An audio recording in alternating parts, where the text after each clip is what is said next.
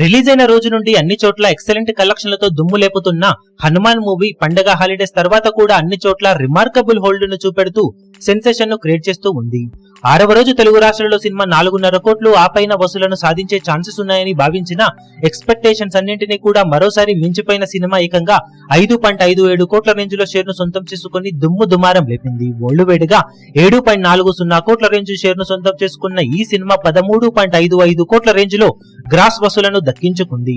Overall గా 6 రోజుల్లో world wide గా సినిమా సాధించిన కలెక్షన్లను చూసుకుంటే నైజాంలో 15.75 కోట్లు, సీడెడ్ లో 4.67 కోట్లు, వైజాగ్ లో 4.53 కోట్లు, ఈస్ట్ లో 3.35 కోట్లు, వెస్ట్ లో 2.02 కోట్లు, గుంటూరులో 2.27 కోట్లు, కృష్ణాలో 1.90 కోట్లు, నెల్లూరులో 1.11 కోట్ల దాకా షేర్ అందుకున్న ఈ సినిమా 6 రోజుల్లో తెలుగు రాష్ట్రాలలో 35.60 కోట్ల దాకా షేర్ ను, 57.55 కోట్ల దాకా గ్రాస్ ను వసూలు చేసింది.